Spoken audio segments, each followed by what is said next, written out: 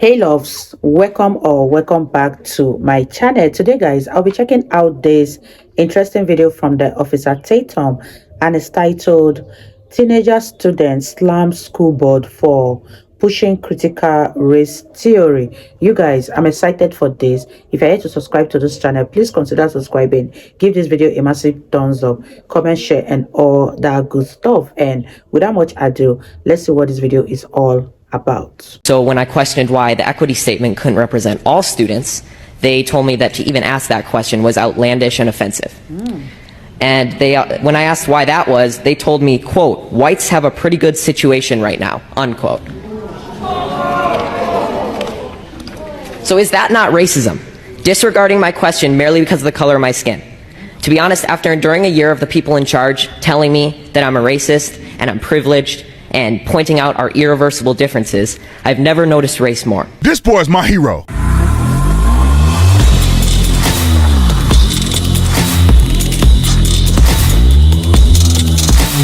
Make sure you still subscribe to the channel, like this video, comment on this video, share this video. Let's get into this. Ladies and gentlemen, the links in the description section. The reason I'm dressed up like this, I just came off Laura Ingraham, trying to do my thing for the American people. But I had to mention this video. This young man being bold, brave, courageous, and speaking up for truth against a school board. They always say, and I make these videos all the time, they continue to say, "No, man, you just making this up, man. They're not doing this at the school, man. They know CRT ain't even bad for you. You know what I'm saying? They just teach the true history." Well, let me show you the effects and what young people are actually experiencing. Because they have the people that look like me be the victim, and the ones who look like this young man are the victimizers. And it's unacceptable. We should not be doing this in the school. Listen to what the boy had to say. This is a pretty long video, but I think it's all valuable in the context, and I applaud this young man. And if anybody can find out who he is, get him my contact information. I want to talk to him. I want to have him on my show. Roll the clip. It's Brad Taylor, and I just finished my freshman year at RHS. I've been a part of District 196 schools now for 10 years, and I'm going to give you a glimpse today of what's actually going on inside these schools. Despite the board's attempt to deny it, District 196 schools are quickly becoming a place where promoting activism is actually more important than promoting education. I'll take you back to my first day at RHS this fall. The principal came out and gave us a heartfelt speech about equality and standing together. He began to list countless races, such as Latino, Asian, expressing how much they matter and how important they are. But never once did he mention a race or identity that reflects me, or half the kids that were in the class. Now, members of the board, I know you haven't been to school in a while, and I know none of you, or most of you, don't have any kids left in the school district. But you must admit how uncomfortable it will be to be characterized just by your skin color on the first day of school, and be thought that you were wrong just because of your skin color. So I will never forget the look one of my friends gave me from across the room as we were sitting there listening to this blatant bias being expressed in the so-called equity statement by the leader of our school. This boy's smart. To be clear, I don't need you to tell me that I matter, but hearing the condolences given to other races and leaving just one race out, inevitably you'll start to feel like you've done something wrong. And in our principal's attempt to unify us, he instead created unwarranted boundaries and barriers between his students, pitting us against each other based on characteristics that we can't control. In another separate instance, I was told that writing "All Lives Matter" on the whiteboard was political and could be seen as offensive. When I questioned the teacher after class, she told me that she didn't have an answer and she just had to erase it, and it was quickly erased. There are political signs all over RHS, about specific races that matter, specific sexual orientations that matter, and specific perspectives that matter. But when I questioned the RHS administration about how these signs were political, they told me that they were supporting human rights. So when I questioned why the equity statement couldn't represent all students, they told me that to even ask that question was outlandish and offensive. And when I asked why that was, they told me, quote, "Whites have a pretty good situation right now," unquote. Oh, it's more. It's more. I want to interject and say something, but it is more. Can you imagine somebody saying that to your child after all we've been through? Okay. Wow. So is that not racism? Why, you guys, this boy is so eloquent and well spoken, and the fact that he's so young but yet so composed, It's a very, very interesting thing to notice about him.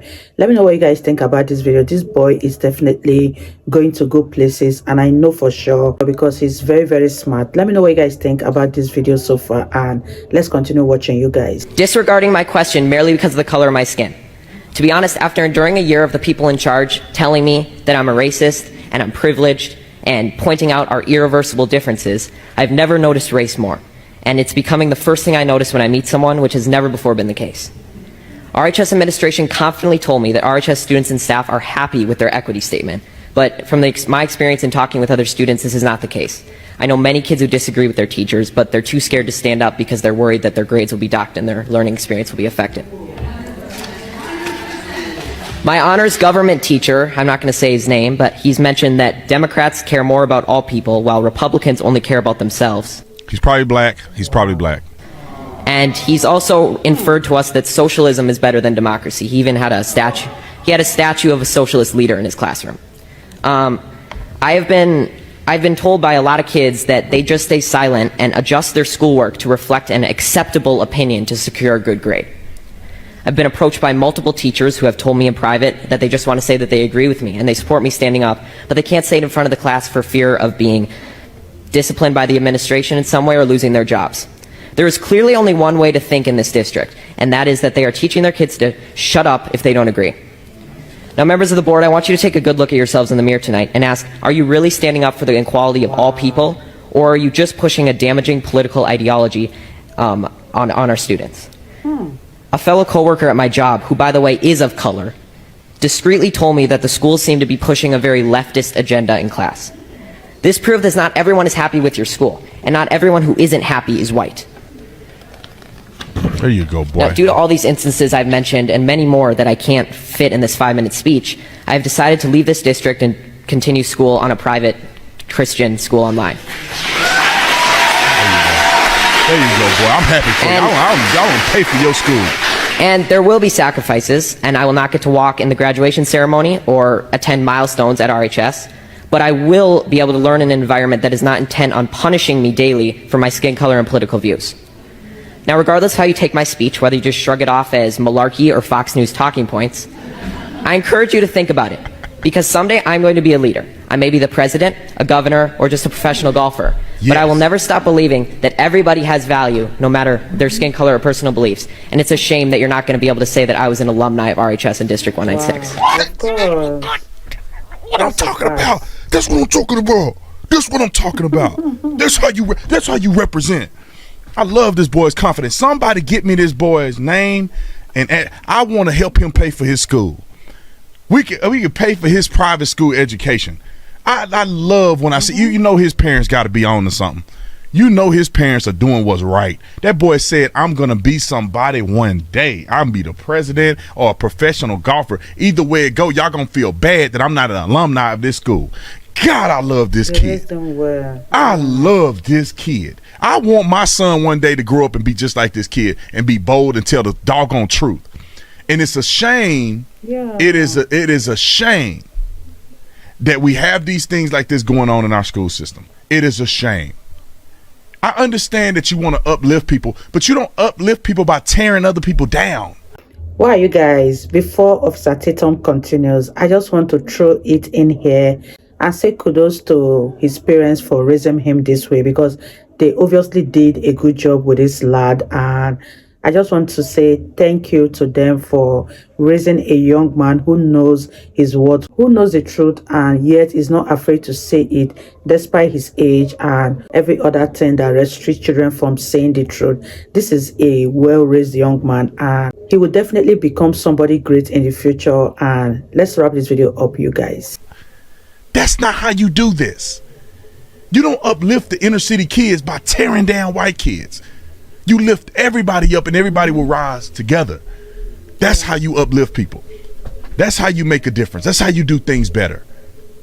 You don't need to be making these young people have to be victims. I'm not a victim. I don't teach my son to be a victim. No, you're a victor. You're victorious in Jesus Christ. You have what we call Christ privilege, my man. You work hard, you apply yourself, and we'll see where we go from there.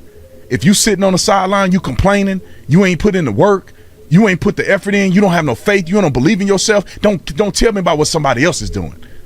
I'll listen to you complain if you the first kid in the class. You study harder than every other kid in the class. You putting together the best effort that you could possibly put together, which is outdoing everybody.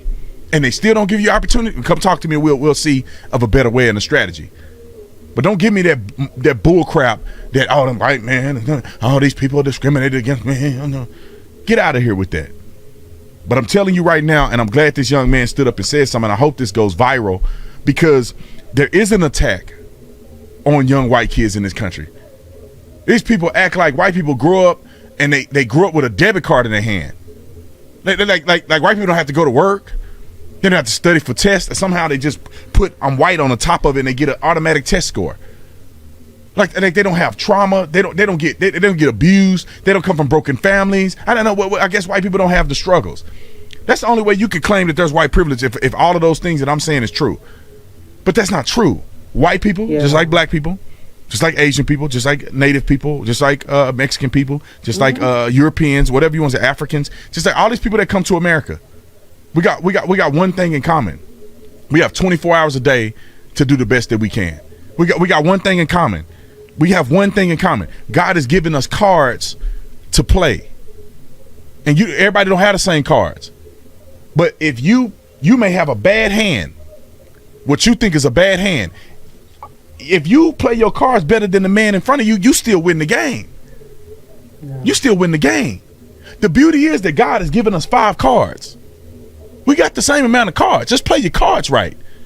Some people have a whole deck of winning cards, and they throw the game because they're arrogant, because they don't believe in God. They don't have faith. They don't have integrity. They throw the game with all of those good cards in their hands. Some people have nothing but perceivably low value cards that were dealt to them when they begin life. Mama was on crack. Daddy wasn't there. You got molested when you were young. You got a hand of some bad cards. But you know what? God can give you the knowledge and wisdom to play these cards in a way in which are conducive for you to still win. You can still win with these cards, brother. Okay. I'm preaching right now. Y'all better I got my suit on and everything. I'm preaching right now. Y'all better go get the offering plate. But I want to find out who this kid is, man. I want to bless him. I really want to be a blessing. Maybe he can get one semester of his school paid for. Maybe his parents are successful and they don't need no help. But I would love to give him a backpack or something. Send him some Officer Tatum merch or something. Because we got to rally our young people when they stand up for truth. We have to rally around them. We have to support them. We have to build them up. We have to make sure that he is become what he said he want to become. He wanted to be the president one day, professional golfer. We should rally around him, just like these liberals do to these victims. Somebody looked at me sideways in the store, and I'm black and they white. Oh my God, GoFundMe, $14 million GoFundMe. It's like, no, we should rally around these conservative young people who are standing up in the face of tremendous adversity. I've been to these colleges and universities, and I've been to these high schools. I haven't been to a lot. I wish I can go to more, but I've been to these schools and I hear these young people talking and saying like it's just as bad as in college. They have to fluff, tests and stuff and try to write what the teacher wants them to write. They get forced, it's getting forced down their throat of propaganda. I'm finding out who this kid is. I'm gonna have him on my show or something. I gotta bless this kid. Anyway, y'all like. Wow, you guys, that was such an interesting one from the Officer Tatum, and he has said everything that needed to be said. That young man is a hero, is a leader, and so much more. Let me know what you guys think about this video and what children are going through in school. Are you in support of it or you are totally against it? And I wish that more kids can speak up about what they are facing in school, because so many of these schools are really treating kids so badly, and most of them cannot say a word because they don't want their grades to be altered. Let me know what you guys think. Leave your thoughts in the comment section down below. I really had fun reacting to the Officer Tatum, and I'll see you all in my next video. Bye guys.